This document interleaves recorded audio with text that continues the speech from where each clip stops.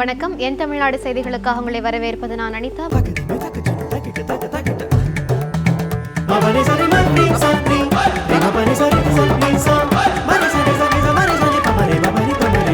என் தமிழ்நாடு. வங்கக்கடலில் நிலை கொண்டிருந்த நடா புயல் காற்றழுத்த தாழ்வு மண்டலமாக வலுவிழந்து உள்ளதாக வானிலை ஆய்வு மையம் தெரிவித்துள்ளது. சென்னையில் செய்தியாளர்களை சந்தித்த வானிலை ஆய்வு மைய இயக்குநர் பாலச்சந்திரன் இத்தகவலை தெரிவித்தார். நடா புயல் கடந்த 6 மணி நேரத்தில் வலு குறைந்து காற்றழுத்த தாழ்வு மண்டலமாக மாறியுள்ளதாகவும் அவர் தெரிவித்தார். புதுச்சேரியிலிருந்து 210 கிலோமீட்டர் தொலைவில் தென்கிழக்கு திசையில் நிலை கொண்டுள்ள இந்த புயல் நாளை அதிகாலை வேதாரண்யம் கடலூர் இடையே கரையை கடக்கும் என்று எதிர்பார்க்கப்படுகிறது. இதனால் அடுத்த 24 மணி நேரத்தில் தமிழகம் மற்றும் புதுச்சேரியில் கனமழை பெய்ய வாய்ப்புள்ளதாகவும் அடுத்த 2 நாட்களுக்கு கடற்கரை பகுதிகளில் சுமார் 55 கிலோமீட்டர் வேகத்தில் காற்று வீசக்கூடும் என்றும் வானிலை மைய இயக்குநர் பாலச்சந்திரன் கூறினார்.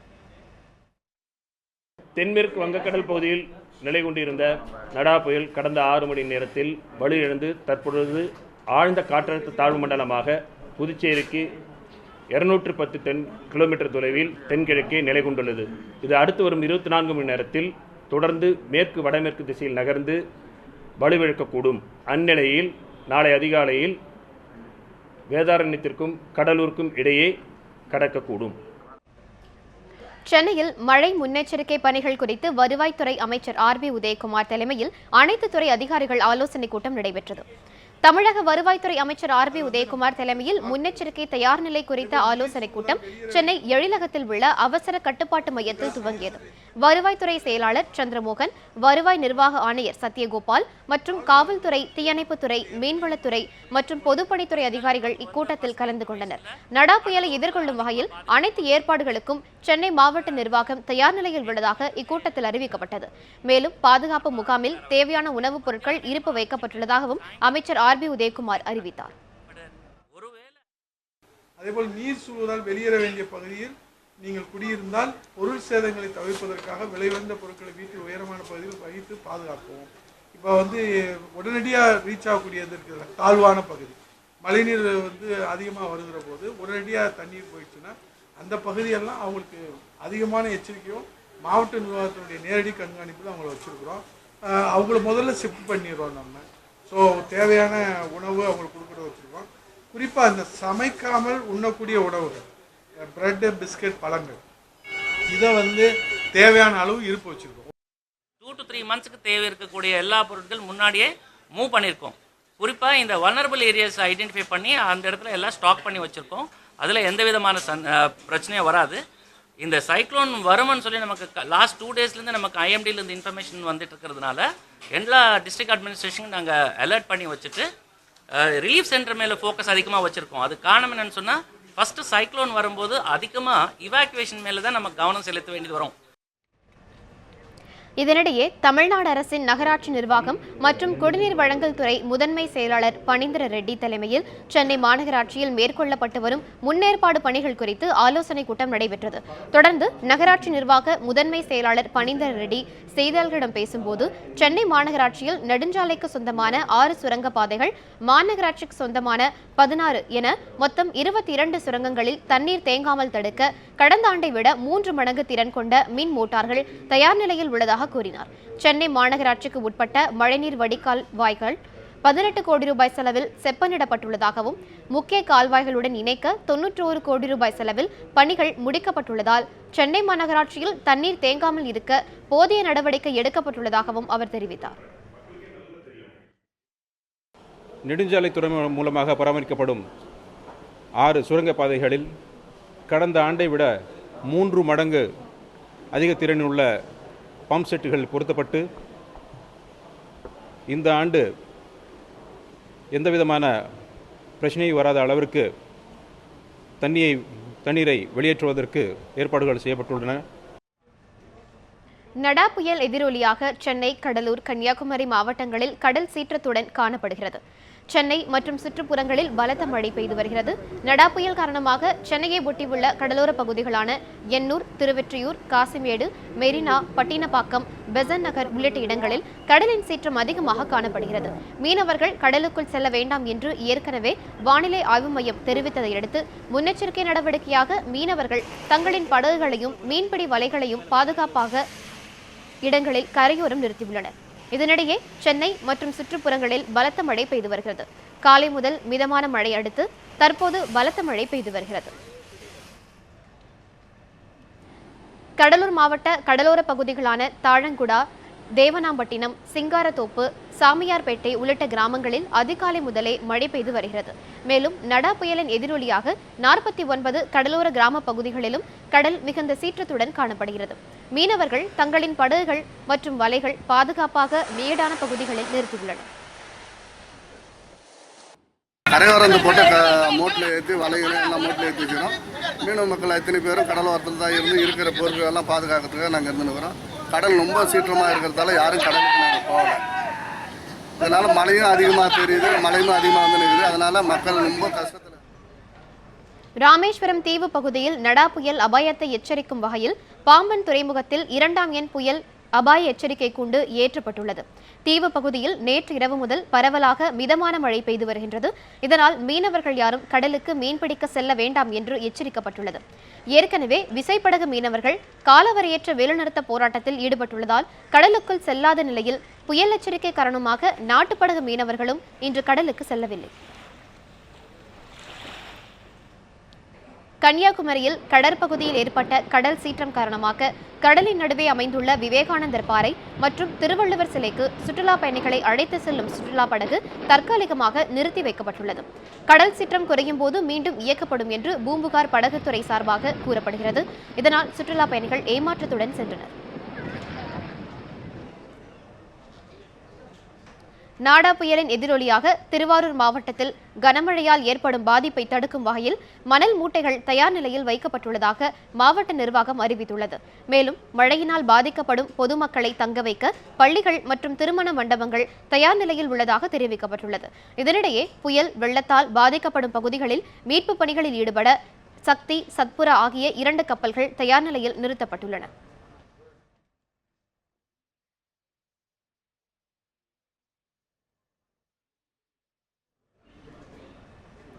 நடா புயல் காரணமாக தமிழகத்தின் பல்வேறு மாவட்டங்களில் பலத்த மழை பெய்து வருகிறது.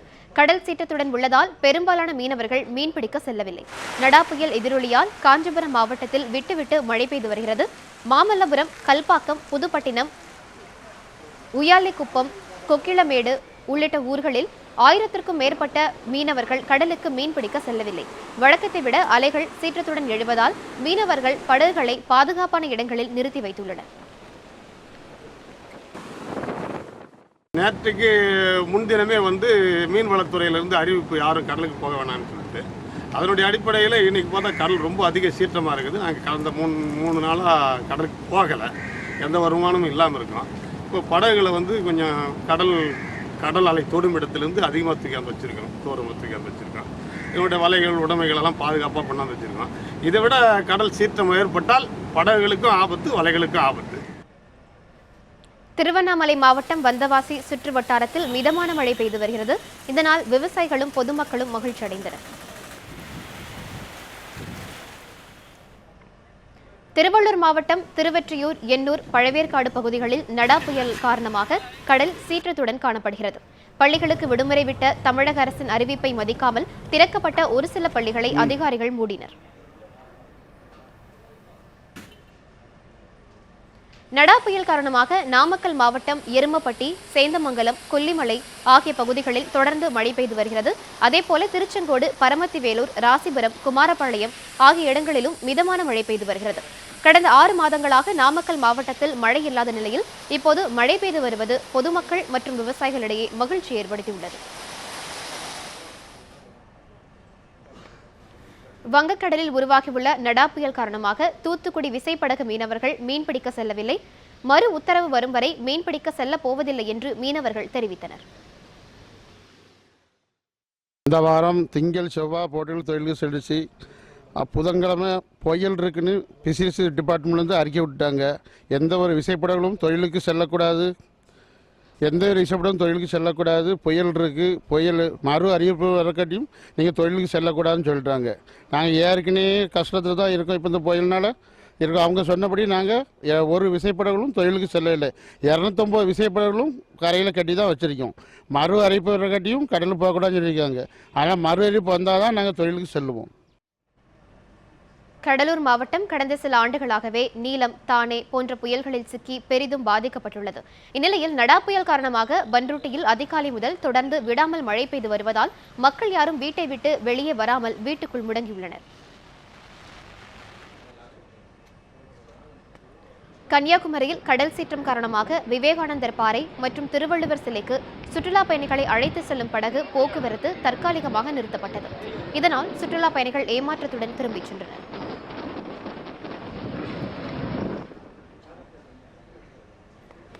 நடா புயல் காரணமாக சென்னை காசிமேடு, மெரினா, பட்டினப்பாக்கம், பெசன்ட் நகர் உள்ளிட்ட இடங்களில் கடல் சீற்றம் அதிகமாக காணப்படுகிறது. மீனவர்கள் படகுகளை கரையோரத்தில் பாதுகாப்பான இடங்களில் நிறுத்தியுள்ளனர்.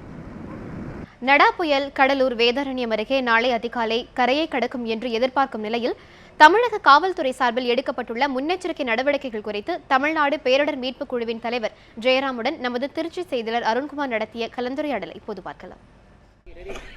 நாடா புயல் நாளை கரையை கடக்கும் என எதிர்பார்க்கப்படுகிறது. இதற்காக தமிழக அரசும் சரி, காவல்துறையும் சரி தொடர்ந்து முன்னெச்சரிக்கை நடவடிக்கைகள் தற்போது செய்து வருகிறார்கள். இதனுடைய ஆபரேஷனுடைய டீமினுடைய தலைவர் அவர்கள் நம்மளுக்காக சில தகவலை பெறலாம். சார் வணக்கம் சார். தற்போது இந்த நாடா புயலுக்காக என்னென்ன ஏற்பாடுகள் செய்யப்பட்டிருக்கு? இப்போ இதுக்கு முன்னெச்சரிக்கையாக நம்ம SDRF டீம், அதாவது இப்போ Tamil Nadu command of force, Tamil Nadu போலீஸ்லேருந்து இப்போ இந்த மாவட்டத்தில் 70 பேரை இதுக்காக ஸ்பெஷல் ட்ரைனிங் கொடுத்துருக்கு. ஃப்ளட் வாட்டர் ரெஸ்கியூ ஆப்ரேஷன் சொல்லி ஏற்கனவே கொடுத்துருக்கோம். ஸ்டேட் முழுக்க இந்த மாதிரி 2500 போலீஸை நம்ம இப்போ இது வரைக்கும் ட்ரெயின் பண்ணியிருக்கோம். இந்த மாதிரி ஃப்ளட் சுச்சுவேஷன், புயல் சுச்சுவேஷன் வந்தால் எப்படி அதுலேருந்து வரணும்னு சொல்லி. இப்போ நாகப்பட்டினம் பொறுத்தளவுக்கு 31 வில்லேஜஸ் லிமிட்டில் இதை வல்னரபிள் ஏரியாஸ்ன்னு சொல்லி முடிவு பண்ணியிருக்காங்க. டிஸ்ட்ரிக்ட் அட்மினிஸ்ட்ரேஷன், போலீஸ் எல்லாம் சேர்ந்து இந்த 31 வில்லேஜஸ் கவர் பண்ணுறதுக்காக நம்ம 8 டீம் ஒரு டீமில் 10 பேர், ஒரு இன்ஸ்பெக்டர் தலைமையில், ப்ளஸ் அது இல்லாமல் home guards, fire service personnel, village volunteers, fisheries department, இப்போ ஜாயிண்ட் டைரக்டர் ஃபிஷரிஸு கூட இருக்காங்க. இப்போ ஒரு வில்லேஜ்லேயும் எல்லாம் போய் அவங்க எல்லாம் சொல்லியிருக்காங்க. எல்லாம் முன்னெச்சரிக்கையாக நீங்கள் எல்லாம் இப்போ இந்த மாதிரி புயல் வரப்போகுது, எல்லாம் மேடான இடத்துக்கு நீங்கள் எல்லாம் வரணும்னு சொல்லி எல்லாருக்கும் எச்சரிக்கை கொடுத்துருக்காங்க. அது இல்லாமல் இந்த எல்லா வில்லேஜஸ்லேயும் நம்ம இந்த எல்லா டீமு, இப்போ ரெவென்யூ டிபார்ட்மெண்ட்டில் அதர் டிபார்ட்மெண்ட்ஸ் எல்லாம் சேர்ந்து எல்லா டீமு ஃபார்ம் பண்ணியிருக்காங்க. Police teams, other department team எல்லாம் சேர்ந்து கோஆர்டினேட்டடாக அவங்க இப்போ இந்த ரிலீஃப் இதில் ரெஸ்கியூ ஆப்ரேஷனுக்கு ரெடியாக இருக்காங்க. கடந்த ஆண்டு பார்த்தீங்கன்னா மிகப்பெரிய அளவிலான வெள்ளம் வந்துச்சு. அப்படின்றப்போ இதை தடுக்கிறதுக்கு இன்னும் அதிகப்படியான மக்களுக்கு என்ன மாதிரி விழிப்புணர்வு கொடுத்துருக்கீங்க? இந்த காவல்துறை அதுக்கான என்ன நடவடிக்கை எடுத்துருக்கீங்க? இப்போ மக்களுக்காக இப்போ எல்லா கோஸ்டல் வில்லேஜஸ்லேயும் இப்போ நம்ம எல்லா டிபார்ட்மெண்ட்ஸ் எல்லாம் போயிட்டு எல்லா எக்யூப்மெண்ட் எல்லாம் வாங்கியிருக்காங்க. இப்போ இமிடியேட்டாக மழை வந்தால் எப்படி ரெஸ்கியூ பண்ணுறதுக்கு அந்த மம்டி, கடப்பாறை, கயிறு, ரோப்பு இந்த மாதிரி எல்லாம். அது இல்லாமல் இந்த relief centre, flood relief centres எல்லாம் நிறையா இருக்குங்க. அந்த ரிலீஃப் சென்டர்ஸ் எல்லாம் ஐடென்டிஃபை பண்ணி எல்லாம் அலர்ட் பண்ணியிருக்காங்க. மக்கள் அந்த மாதிரி சமயத்தில் உடனே அந்த மேடான பகுதிக்கு ரிலீஃப் சென்டர்களுக்கு வர்றதுக்கு எல்லாம் முன்னெச்சரிக்கை எல்லாருக்கும் சொல்லியிருக்காங்க. மீனவர்கள் இன்னும் 30% பேர் கடலில் இருக்கிறதா தெரிவிக்கிறாங்க. அப்படின்றப்போ அவங்கள அழைக்கிறதுக்கு ஏதாவது ஏற்பாடுகள் செய்யப்பட்டிருக்கா? இதற்கான நடவடிக்கை பட் அது ஃபிஷரிஸ் டிபார்ட்மெண்ட்டில் கூட எல்லாம் ஃபுல்லாக கம்ப்ளீட்டாக அவங்களுக்கு எல்லாம் தகவல் கொடுத்துருக்காங்க. தற்போது காவல்துறை தலைவர் ஜெயராம் அவர்கள் நமக்கு தெரிவித்த கருத்துக்களை பார்த்திருக்கார். இதன் மூலமாக அந்த முன்னெச்சரிக்கை நடவடிக்கைகள் மும்முரமாக தீவிரமாகவும் காவல்துறை ஈடுபட்டு வருகிறார்கள். நியூஸ் 7 செய்திகளுக்காக சுரேஸ்வரன், நாகையிலிருந்து அருண்குமார். கோவை அடுத்த சூலூரில் வீட்டில் பதுக்கி வைத்திருந்த சுமார் 1000 கிலோ கஞ்சா பறிமுதல் செய்யப்பட்ட சம்பவம் பெரும் அதிர்ச்சியை ஏற்படுத்தியுள்ளது. கோவையை அடுத்த சூலூர் பகுதியில் கஞ்சா விற்பனையில் ஈடுபட்ட உக்கடம் பகுதியை சேர்ந்த ரியாஸ் என்பவரை காவல்துறையினர் கடந்த 27ஆம் தேதி கைது விசாரணை நடத்தி வந்தனர். அவர் அளித்த தகவலின் பேரில் ஒண்டிப்புதூரை அடுத்த பட்டணம் பகுதியில் வசித்து வரும் ரவி, தேன்மொழி வீட்டில் சோதனையில் ஈடுபட்டனர். அப்போது அங்கு பதுக்கி வைக்கப்பட்டிருந்த 1000 கிலோ கஞ்சா பறிமுதல் செய்யப்பட்டது. இதனையடுத்து அவர்களை கைது செய்த காவல்துறையினர் விசாரணை நடத்தி வருகின்றனர். தேன்மொழியின் சகோதரி மற்றும் அவரது கணவர் சொக்கன் தேனி மாவட்டத்தை சேர்ந்த மிகப்பெரிய கஞ்சா வியாபாரி என்றும் தற்போது பறிமுதல் செய்யப்பட்ட கஞ்சா ஆந்திராவில் இருந்து கொண்டுவரப்பட்டது என்றும் தெரியவந்தது. தூத்துக்குடியில் கடந்த ஆண்டு நவம்பர் மாதம் வரலாறு காணாத வகையில் பெய்த பெருமழையால் ஏற்பட்ட பாதிப்புகளையும் ஓராண்டுக்கு பின் பாதிக்கப்பட்ட பகுதிகளின் நிலைமை எப்படி இருக்கிறது என்பது பற்றியும் நமது செய்தியாளர் சுடலைக்குமார் தரும் கூடுதல் தகவல்களை பார்க்கலாம். தூத்துக்குடி மாவட்டத்தில் கடந்த ஆண்டு பெய்த தொடர் கனமழையின் காரணமாக நவம்பர் மாதம் 23ஆம் தேதி அதிகாலை தூத்துக்குடி மாவட்டத்தின் புறநகர் பகுதியான அந்தோணையார்புரம், மரவன் மடம், கோரம்பள்ளம், தூத்துக்குடி மாவட்ட ஆட்சியர் அலுவலகம், மாவட்ட காவல்துறை கண்காணிப்பாளர் அலுவலகம் வழியாக தூத்துக்குடி மாநகர் பகுதியில் சூழ்ந்த இந்த வெள்ள நீர் பாதிப்பின் காரணமாக சுமார் 10,000க்கும் மேற்பட்ட வீடுகளும் வணிக நிறுவனங்களும் அடுக்குமாடி குடியிருப்புகளும் வெள்ள நீரால் பாதிக்கப்பட்டது. இந்த வெள்ள பாதிப்பின் காரணமாக இந்த 10,000க்கும் மேற்பட்ட வீடுகளில் உள்ள பொதுமக்கள் தங்கள் இந்த பாதிப்பினால் அந்த தண்ணீரில் தவித்து வந்தனர். சுமார் 3 நாட்களாக தொடர்ந்து இந்த பகுதியில் தரைதளம் வரை தண்ணீரானது தேங்கின்றதன் காரணமாக தங்களுடைய வீடுகளையும் உடைமைகளையும் இழந்து வாடிய அவர்களுக்கு மத்திய அரசு மாநில நிர்வாகத்தின் சார்பில் பல்வேறு மீட்பு நடவடிக்கைகள் எடுக்கப்பட்டது. தொடர்ந்து கடந்த ஓராண்டுகள் ஆகின்றது. தற்போது வரை இங்கு ஏற்பட்டுள்ள இந்த மீட்பு நடவடிக்கைகள் என்னவென்று பார்த்தோம்னால், அதாவது இந்த வெள்ள பாதிப்பின் காரணமாக தூத்துக்குடி மாநகர், புறநகர் என மாவட்டம் முழுவதும் வெள்ளத்தினால் பாதிக்கப்பட்ட இடங்களை மத்திய குழுவானது ஆய்வு செய்யப்பட்டு 910 கோடி ரூபாய் நிவாரண உதவிகளுக்கும் மறுசீரமைப்பு, இதுபோன்று மழை நீரினால் காட்டாற்று வெள்ளத்தினால் பாதிப்பு ஏற்படாமல் இருப்பதற்காக மறுசீரமைப்பிற்காக 910 கோடி ரூபாய் திட்ட மதிப்பீடு அறிக்கையானது சமர்ப்பிக்கப்பட்டிருந்தது. இந்த மதிப்பீட்டில் 73 கோடி ரூபாய் தூத்துக்குடி மாவட்டத்திற்கு வெள்ள பாதிப்பிற்கான மறுசீரமைப்புக்கு ஒதுக்கப்பட்டுள்ளதாக தமிழக முதல்வர் சட்டசபையில் அறிவித்திருந்தார். ஆனால் தற்போது வரை தூத்துக்குடி மாவட்டத்தில் பார்த்தோமானால் நெடுஞ்சாலைத்துறை, பொதுப்பணித்துறை, மாநகராட்சிக்கு என 4 கோடி ரூபாய் மட்டும்தான் இந்த மறுசீரமைப்பு பணிக்காக ஒதுக்கப்பட்டுள்ளது. மேலும் 31 கோடி ரூபாய் நிவாரண பணிகள் வழங்கப்பட்டுள்ளதாகவும் மாவட்ட நிர்வாகத்தின் சார்பில் தெரிவிக்கப்பட்டுள்ளது. ஆனால் தற்போது வரை, அதாவது கடந்த ஓராண்டுகள் ஆகின்றது இந்த பாதிப்புகள் நிறைவடைந்து, தற்போது வரை இந்த பகுதிகளில் அன்று, அதாவது நவம்பர் 23ஆம் தேதி 2015ஆம் ஆண்டு ஏற்பட்ட இந்த வெள்ள பாதிப்பினை அந்த நீர் வடிவதற்காக தோண்டப்பட்ட கால்வாய்கள் கூட தற்போது வரை சீரமைக்கப்படவில்லை. இதுபோன்று இனிமேல் வரும் காலங்களில் இந்த மழைநீர் காட்டாற்று வெள்ளம் வந்தால் இந்த பாதிப்புகளை தடுப்பதற்கான அந்த மறுசீரமைப்பு பணிகளும் தற்போது வரை நடைபெறவில்லை. தூத்துக்குடி மாவட்டத்தை பொறுத்தவரையில் குளத்தில் உள்ள நீர் மூலமாக விவசாய பாசனம் செய்யப்பட்டு வருகிறது. இந்த குளங்களில் 70% குளங்கள், அதாவது ஆக்கிரமிப்புகள் அடைக்கப்பட்டு அந்த நீரினை சேமிக்க முடியாத ஒரு சூழல் நிலவுகின்றது. இதன் காரணமாக காட்டாற்று வெள்ளமானது அந்த குளங்களில் சேமிக்க முடியாமல் காட்டாற்று வெள்ளமானது ஊருக்குள் புகுந்து இந்த வெள்ள பாதிப்பானது ஏற்பட்டு வருகிறது. தற்போது வரை அந்த மறுசீரமைப்பு பணிகள் தூத்துக்குடி மாவட்டத்தில் நடைபெறவில்லை. அதாவது இவர்களுக்கு வழங்கப்பட்ட நிவாரண தொகையும் வரை சரியான வழங்கப்படவில்லை என்பதுதான் இங்குள்ள பயனாளிகளோட குற்றச்சாட்டு இருக்கிறது. ஒரு வருடம் கடந்த பின்னரும் தற்போது வரை நாங்கள் எப்படி அந்த வெள்ள பாதிப்பு என்று இருந்தோமோ அந்த நிலைமையில் தான் தற்போதும் இருப்பதாக இப்பகுதி மக்கள் புகார் தெரிவிக்கின்றனர். இந்த புறநகர் மட்டுமின்றி மாநகர் பகுதிகளிலும் இதே நிலைதான் தொடர்வதாக அவர்கள் தெரிவிக்கின்றனர். எனவே மத்திய மாநில அரசுகள் இதுக்கு மறுசீராய்வுக்கு அதிகமாக நிதி ஒதுக்கீடு செய்து இதுபோன்ற வெள்ள பாதிப்புகள் இனிமேல் ஏற்படுவதற்காக தடுப்பதற்கான அந்த நடவடிக்கைகளை எடுக்க வேண்டும் என்பது தூத்துக்குடி மாவட்டத்தில் உள்ள மக்களுடைய கோரிக்கையாக இருக்கின்றது. ஒளிப்பதிவாளர் வள்ளிநாயகம் மற்றும் தூத்துக்குடி செய்தியாளர் இசைக்ராஜாவுடன் எம் சுடலைக்குமார், நியூஸ் 7 தமிழ், தூத்துக்குடி. தேனி மாவட்டம் சின்னமனூர் ஆதிதிராவிடர் விடுதியில் 4 மாணவிகள் தற்கொலை முயற்சி மேற்கொண்ட சம்பவம் பரபரப்பை ஏற்படுத்தியுள்ளது. தேனி மாவட்டம் சின்னமனூரில் உள்ள அரசு ஆதிதிராவிடர் மாணவியர் விடுதியில் தங்கி படிக்கும் மாணவிகள் 7 பேர் நேற்றிரவு விஷம் குடித்து தற்கொலைக்கு முயன்றதாக தகவல் வெளியானது. இதனையடுத்து சம்பந்தப்பட்ட மாணவிகளை அரசு மருத்துவமனைக்கு உடனடியாக கொண்டு சென்று முதலுதவி செய்யப்பட்டது. இதில் 4 மாணவிகள் மட்டுமே தற்கொலைக்கு முயன்றது தெரியவந்தது. விசாரணையில் பள்ளியில் உள்ள ஆசிரியர்கள் தேர்வில் தோல்வியடைய செய்துவிடுவேன் என்று பயமுறுத்தியதால் தாங்கள் விஷம் மருந்தியதாக மாணவிகள் தெரிவித்தனர். இந்த தற்கொலை முயற்சி சம்பவம் குறித்து உண்மை நிலையை விசாரிக்க வேண்டும் என்றும் பல்வேறு தரப்பினரும் வலியுறுத்தினர். அரசு ஆதிரார் நலத்தினுடைய அந்த கல்லூரியில் இருக்கக்கூடிய அந்த மாணவர்கள் 7 பேர் மருந்து குடிச்சிட்டு ஹாஸ்பிட்டல் அனுப்பியிருக்காங்க. இந்த பிரச்சனை அவங்களை மாணவர்களுக்கு உளவியல் ரீதியாக பள்ளியிலேயோ மறுபடியும் ஆதிரார் நலத்தினுடைய ஹாஸ்டல்லையோ பிரச்சனை இருந்திருக்கு. தொடர்ச்சி அவங்க இந்த மாதிரி மன உளைச்சலுக்கு ஆளாக்குறதுனால தான் அவங்க அந்த தற்கொலைக்கு தூண்டப்பட்டிருக்காங்க. இதை யார் அந்த அரசு நிர்வாகம், மாவட்ட நிர்வாகம் உடனே கண்டுபிடிச்சி அவங்கள தகுந்த தண்டனை கொடுக்கணும். 1. 2வது கட்டமாக பார்த்தீங்கன்னா இருக்கக்கூடிய ஆதிரார் நலத்துறை மற்ற அனைத்து மாணவர்களுக்கான விடுதிகளை சீர் செய்து அவங்களுக்கான கட்டமைப்பு வசதியை ஏற்படுத்தி தரணும். திருவாரூர் அருகே நிலக்கரி ஏற்றி சென்ற லாரி கட்டுப்பாட்டை இழந்து வீட்டிற்குள் புகுந்த விபத்துக்குள்ளானதில் 6ஆம் வகுப்பு மாணவி உள்ளிட்ட 4 பேர் படுகாயமடைந்தனர். காயமடைந்தவர்களை தரையில் படுக்க வைத்து சிகிச்சை அளித்த சம்பவம் அதிர்ச்சியை ஏற்படுத்தியுள்ளது.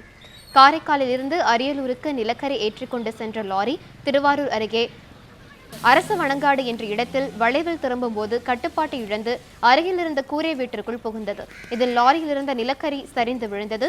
இந்த விபத்தில் வீட்டினுள் தூங்கிக் கொண்டிருந்த 6ஆம் வகுப்பு மாணவி விந்தியா உட்பட 4 பேர் காயமடைந்தனர்.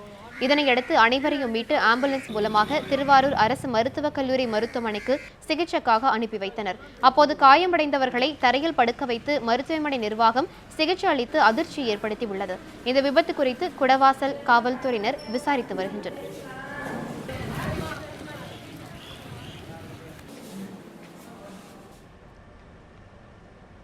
திருச்சி மாவட்டம் துறையூர் அருகே வெடிமருந்து தொழிற்சாலையில் ஏற்பட்ட வெடி விபத்தில் 16 பேர் உயிரிழந்தனர். சம்பவம் தொடர்பாக ஆலை உரிமையாளர் விஜயகண்ணன் மற்றும் ஆலையின் மேலாளர் கைது செய்யப்பட்டுள்ளனர். திருச்சி மாவட்டம் துறையூர் அருகே முருங்கப்பட்டியில் ஈரோட்டை சேர்ந்த கணேஷ் என்பவருக்கு சொந்தமான வெடிமருந்து தொழிற்சாலை செயல்பட்டு வந்தது. இந்த ஆலையில் 30க்கும் மேற்பட்டோர் பணிபுரிந்து வந்த நிலையில் இன்று காலை 7:30 மணி அளவில் திடீரென பலத்த சத்தத்துடன் வெடிப்பொருட்கள் வெடித்து சிதறின. இதில் அந்த கட்டிடமே இடிந்து தரைமட்டமானது. விபத்து குறித்து தகவல் அறிந்ததும் தீயணைப்பு படையினரும் காவல்துறையினரும் விரைந்து வந்து மீட்பு பணியில் ஈடுபட்டனர். விபத்தில் காயமடைந்த 5 பேரை அவர்கள் மீட்டு சிகிச்சைக்காக அனுப்பி வைத்தனர். வெடி விபத்தில் உடல் சிதறியும் இடுபாடுகளில் சிக்கியும் உயிரிழந்த தொழிலாளர்களில் 16 பேர் உயிரிழந்தனர். இடுபாடுகள் சிக்கியுள்ள உடல்களை மீட்கும் பணிகள் நடைபெற்று வருகின்றன. உடல்கள் சிதைந்தும் கருகியும் இருப்பதால் அடையாளம் காண்பது சிக்கலாக உள்ளதாக கூறப்படுகிறது. சம்பவம் தொடர்பாக ஆலை உரிமையாளர் விஜயகண்ணன் மற்றும் ஆலையின் மேலாளர் கைது செய்யப்பட்டுள்ளனர். விபத்து குறித்த தகவல் அறிந்ததும் தமிழக அமைச்சர் வெல்லமண்டி நடராஜன், திருச்சி மாவட்ட ஆட்சியர் பழனிசாமி, காவல் கண்காணிப்பாளர் செந்தில்குமார் உள்ளிட்டோர் நிகழ்விடத்திற்கு வந்து மீட்பு பணிகளை விரைவுபடுத்தினர். அப்போது ஆத்திரமடைந்த பொதுமக்கள் வட்டாட்சியரின் காரை அடித்து உடைத்தனர். இந்த தொழிற்சாலையை மூடக்கோரிய பலமுறை மனு அளித்தும் கண்டுகொள்ளாத அதிகாரிகள் இப்போது விபத்து நடந்த பிறகு வந்துள்ளதாக பொதுமக்கள் குற்றம் சாட்டினர். உயிரிழந்தோர் குடும்பங்களுக்கு நிதி உதவி அளிக்க வேண்டும் என்றும் அவர்கள் கோரிக்கை விடுத்தனர்.